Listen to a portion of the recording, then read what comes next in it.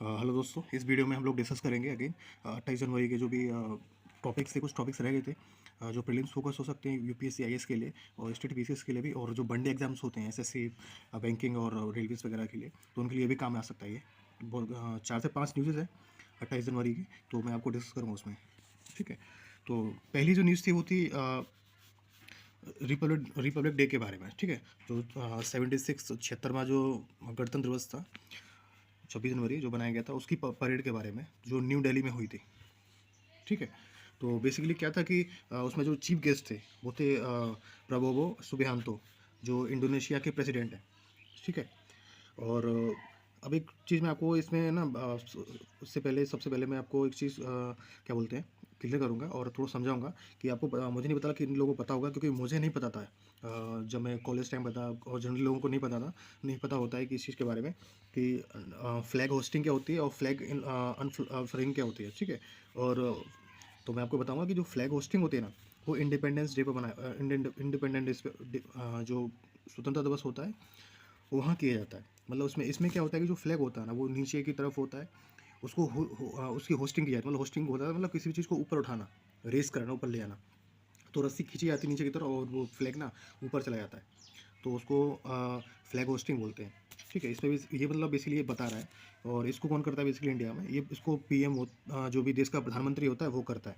ठीक है, होस्टिंग को। और ये बेसिकली ये बता रहे क्या बोलते हैं कि, तो ये बेसिकली ना ये बताता है जो फ्लैग होस्टिंग ये बताता है कि अभी अभी नया एक देश का जन्म हुआ है। और मतलब और बेसिकली मतलब क्या है कि एक जो कॉलोनियल टाइम था उससे देश बाहर निकल के आया है। ठीक है, और एक प्रोसेस में हम लोग हैं अभी एक जो देश बनने के। ठीक है, तो वो चीज़ को वो नेशनल होस्टिंग बताता है। ठीक है, दूसरा चीज़ होता है उसको बोलते हैं फ्लैग अनफ्लरिंग। वो किया जाता है 26 जनवरी पे। ठीक है, उसमें क्या होता है कि जो झंडा होता है ना, फ्लैग होता है, वो देखा हो आपने कि एक तरह से ना फोल्ड हुआ होता है, फोल्ड होता है वो, उठ के खुला नहीं होता वो। तो उसको क्या करते हैं ना कि जो प्रेसिडेंट होते हैं उनके पास वो हेड होते हैं इसके, वो इस पूरे प्रोग्राम को लीड करते हैं। वो बेसिकली क्या करेंगे कि जो फ्लैग है ना उसको खोल देंगे, धागे से उसको खींचेंगे तो वो खुल जाता है। ठीक है, तो मतलब वो चीज़ ये दिखाता है कि इंडिया ऑलरेडी अब ये इंडिया एज अ नेशन तो बन चुका है। ठीक है, और लेकिन अभी कॉन्स्टिट्यूशन अभी देश में कॉन्स्टिट्यूशन आया है और इंडिया में जो रिपब्लिक प्रिंसिपल्स हैं उनको इम्प्लीमेंट किया जाएगा। ठीक है, तो ये चीज़ है। और इसके लिए ना, और जो क्या बोलते हैं, जो इंडिपेंडेंस डे होता है जिसको पीएम हेड करते हैं, पीएम हेड करते हैं उसको, वो उसमें क्या होता है कि बहुत सारी जो मिलिट्री परेड वगैरह होती है और बहुत सारे जो कल्चरल प्रोग्राम होते हैं वो चीज़ सब होती हैं। और बेसिकली जो इंडिपेंडेंस डे होता है वहाँ पर जो नेशनल एंथम है ना वो गाया जाता है। और यहाँ पे भी थोड़े बहुत प्रोग्राम होते हैं, और इंडिया की, और यहाँ पे बेसिकली होता है कि इंडिया की जो पावर है, इंडिया का जो प्रोसेस है उसको दिखाया जाता है। ठीक है, वो चीज़ है। जैसे इस बार ना कई सारी मिसाइलों को मतलब उनका प्रदर्शन किया गया था इंडिया के द्वारा। जैसे ब्रह्मोस मिसाइल है जिसको डीआरडीओ ने बनाया था रसिया के साथ मिलके, जिसकी जो एक सुपरसोनिक मिसाइल है।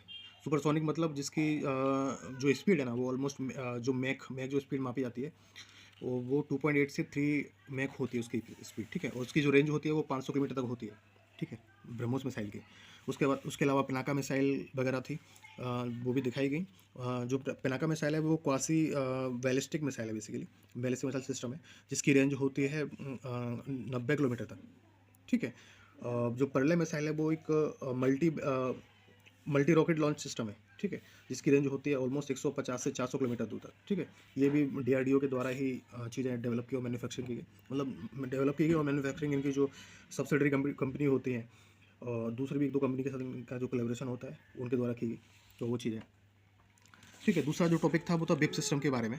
तो बिप सिस्टम के बारे में ऑलरेडी हम मॉर्निंग में डिस्कस, मतलब मैं पहले जो टॉपिक था क्या बोलते हैं आर्टिकल्स थे ना जो द हिंदू और इंडियन एक्सप्रेस में एडिटोरियल्स थे, उसमें हम लोग ने बिप सिस्टम को थोड़ा डिटेल में डिस्कस कर लिया था। फिर भी बता देता हूँ मैं कि बिप सिस्टम इंग्लैंड में इसका ओरिजिन हुआ था, और कॉलोनियल टाइम से इंडिया में चल रहा है बिप सिस्टम।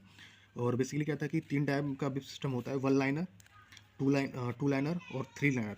वन लाइनर में ये होता है कि मतलब जो चीफ होते हैं, विप चीफ होता है, जो पार्टी जो चीफ होता है, एक जो लीडर भी आप उसको बोल सकते हो, वो ना इन्फॉर्म करता है जो मेंबर ऑफ पार्लियामेंट्स को कि भाई विप तरह से मतलब सॉरी कोई भी बिल लाया जाएगा, और उसमें आप के पास राइट इसमें, लेकिन ये है कि मेंबर ऑफ पार्लियामेंट्स एब्सेंट कर सकते हैं।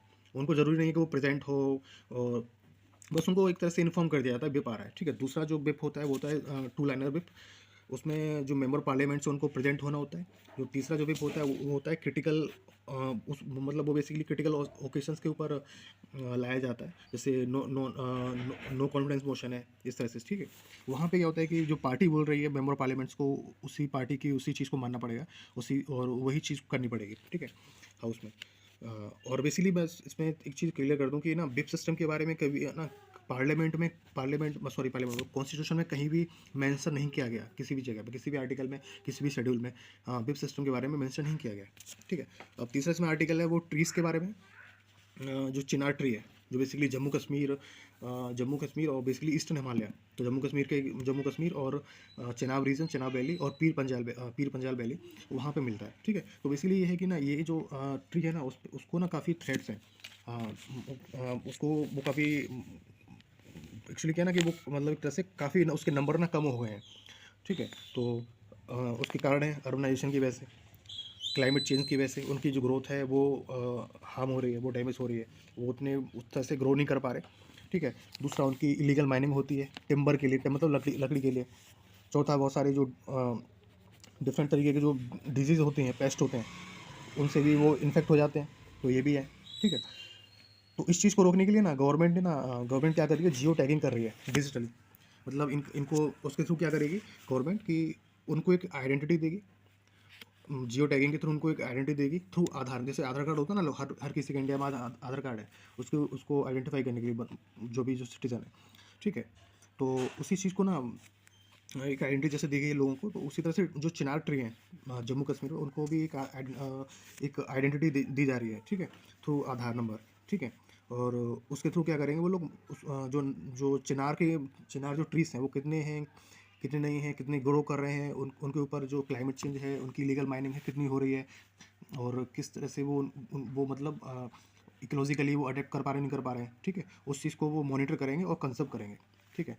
बेसिकली ये लोग ये ना जो चिनार ट्रीज हैं वो ईस्टर्न हिमालयाज में मिलते हैं, और ये जो कूल क्लाइमेट है ना वहाँ पे ये जनरली मिलते हैं। अब है ना, आपने जनरली एक चीज़ देखी भाई, जहाँ पे कूल क्लाइमेट होता है ना, जो चीज़ कूल क्लाइमेट में सर्वाइव कर पाती है ना वो बहुत लंबी जाती है। इसलिए मैं आपको बता दूँ ना कि इंडिया में जो क्या बोलते हैं, जो सबसे पुराना जो चिनार ट्री मिला मिला है ना, सबसे पुराना चिनार ट्री जो ओल्डेस्ट है, वो उसकी जो एज मानी गई है ऑलमोस्ट 700 साल। सोचो 700 साल पुराना चिनार ट्री, ठीक है। तो मतलब क्योंकि वो कूल उसमें मिलता है, ठीक है। जहाँ पे डेसोडियस ट्री, ये बेसिकली ना एक डेसोडियस ट्री है, ठीक है, जिसकी हाइट ऑलमोस्ट 30 मीटर 30 मीटर तक होती है। और ये एंजियोस्पर्म में, मतलब जो फ्रूट के अंदर ही ना सीड्स मिलते हैं, फ्रूट के अंदर ही सीड्स मिलते हैं, तो ये एंजियोस्पर्म बोलते हैं उसको, ठीक है। इसकी हाइट 30 से 50 साल में ये पूरी हाइट अटेन कर लेता है, और 150 साल में लगभग इसका जो पूरा साइज़ ये मतलब अपना पूरा अटेन कर लेता है। मतलब ये फुल फ्लैश्ड एक ट्री बन जाता है 150 साल में, और 30 से 50 साल में ये पूरी जिसकी हाइट जितनी बढ़नी होती है वो उसकी इतनी बढ़ जाती है, ठीक है। तो वो एक चिनार ट्री के बारे में ये। तो इसलिए मतलब इसके बारे में 2-3 चीज़ याद रखना, कहाँ मिलता है, जम्मू कश्मीर में स्पेशली चिनाब वैली और पीर पंजाल वैली। ईस्टर्न हिमालयाज में भी क्वेश्चन आ सकता है। ये एक डेसिडस ट्री है जो कि कूल क्लाइमेट में मिलता है। अब कूल हिमालयाज में तो बेसिकली कूल क्लाइमेट ही हो जाएगा एनीवे, ठीक है। एंजियोस्पर्म में ये याद रखना। इसकी हाइट 30 मीटर तक ऑलमोस्ट हो जाती है, 30, ठीक है। और इसके अलावा आप देखोगे कि इसको थ्रेट किस किस चीज़ से, अर्बनाइजेशन के थ्रू थ्रेट है इसको, क्लाइमेट चेंज, इलीगल फेलिंग इसकी हो रही है, पेस्ट और डिजीज से, ठीक है। और 700 साल तक इसका एक टाइम भी, मतलब ये इसकी एज हो सकती है। इसके बाद जो आर्टिकल है वो अवार्ड्स के बारे में, पद्मश्री अवार्ड्स के बारे में। तो बेसिकली पद्मश्री अवार्ड्स ना 1954 से ये दिए जा रहे हैं, ठीक है। और हर साल ये रिपब्लिक डे पे लोगों को दिए जाते हैं। इस साल ये ना 139 लोगों को दिए जाने के लिए अप्रूवल दिया गया है, ठीक है, जिसमें से 23 वीमेंस हैं, ठीक है। तो 23 वीमेंस हैं सिर्फ 139 लोगों में से, ठीक है। उसमें भी एक आपको इन्फॉर्मेशन मैं दे दूं कि जिसमें से 139 में से 13 वो लोग हैं जो जिनकी डेथ हो चुकी है, उनको दिया जा रहा है, ठीक है। 139 में 13 वो लोग हैं जिनकी डेथ हो चुकी है, उनको दिया जा रहा है। और और 10 लोग ऐसे हैं जो NRIs हैं, फॉरेनर हैं, और OCIs हैं, मतलब ओवरसीज सिटीजन्स हैं, ठीक है। तो इसका मतलब ये है कि जो पद्मश्री अवार्ड है ना, जिसमें पद्म विभूषण जो सबसे टॉप कैटेगरी में आता है, और उसके बाद आता है पद्म भूषण, उसके बाद पद्मश्री, ठीक है। तो ये इस साल 139 लोगों को दिया जा रहा है, और इसमें से 13 वो लोग हैं जो जिनकी डेथ हो चुकी है, और 10 ऐसे लोग हैं जो एनआरआईस हैं, फॉरेनर्स हैं, ठीक है। इसका मतलब ये है कि ये जो अवार्ड, जो पद्मश्री अवार्ड है, वो एनआरआईस को, फॉरेनर्स को, ओवरसीज सिटीजन को भी दिए जा सकते हैं, और किसी का डेथ हो गई तो उसके बाद भी उसको दिया जा सकता है, उसकी फैमिली को, मतलब, ठीक है। तो ये चीज़ है। और इस बार 139 में से 23 विमेंस है जिनको दिया जा रहा है। बेसिकली क्या होता है ना कि एक पद्म अवार्ड कमेटी होती है, पद्म अवार्ड कमेटी होती है, जिसको जो हर साल इस्टेब्लिश की जाती है, इसको इस्टेब्लिश करते हैं पीएम, जो देश के पीएम होते हैं उसको इस्टेब्लिश करते हैं। और ये जो अवार्ड सेरेमनी होती है वो राष्ट्रपति भवन में होती है, ठीक है। और एक और चीज़ बता दूं मैं कि कोई भी, जैसे आपको अवार्ड, जैसे आपको पद्मश्री मिल गया, तो अगर आपको पद्म भूषण दिया जाएगा ना, तो वो एटलीस्ट 5 साल के बाद दिया जाएगा। अगर आपने बहुत एक्सेप्शनली किसी फील्ड में काम किया है, तभी होगा कि 5 साल के भीतर ही आपको दूसरा अवार्ड भी दिया जा सकता है। लेकिन हार्डली ऐसा होता है, लेकिन एक जो गैप होता है, एक कन्वेंशनली वो 5 साल होता ही होता है, ठीक है। तो ये चीज़ है। तो पद्म अवार्ड्स के बारे में आपको ये पता होना चाहिए बस, कि रिपब्लिक डे पर दिया जाता है, ठीक है, हर साल दिया जाता है, रिपब्लिक डे पर दिया जाता है। मैक्सिमम जो दिया जाता है वो 120 लोगों को दिया जा सकता है मैक्सिमम हर साल, ठीक है। और आप बोलोगे कि 139 लोग हैं, भाई 139 इसलिए हैं क्योंकि जिसमें से 13 मरे वो लोग हैं जो डेथ हो चुकी है उनकी, और 10 लोग वो हैं जो एनआरआईस हैं और फॉरेनर्स हैं, वो लोग काउंट नहीं किए जाएंगे, ठीक है। ये चीज़ है। तो ये आपको पता होना चाहिए, और गैप पता कर लो, वो पता होना चाहिए। मतलब मैं आपको उतना ही इसमें बता रहा हूँ जिसमें आपको एग्जाम के लिए नीड है, ठीक है। इसके अलावा अब 15वां जो नेशनल वाटर डे है, वो मनाया गया 25 जनवरी को। और आपको बस ये, इसमें बस आपको ये पता कर लो कि जो नेशनल वाटर डे है, वो कब से सेलिब्रेट किया जाता है, कब से मनाया जाता है, वो मनाया जाता है 2011 से। बस इतना पता हो वो आपके लिए काफ़ी है। और ज़्यादा से ज़्यादा आपको मैं इसकी थीम बता देता हूँ। इसकी थीम, इस साल की जो थीम थी नेशनल वाटर डे की, वो थी nothing like boating, I boat for sure, ठीक है। Nothing like boating, I boat for sure. मैं लिख देता हूँ।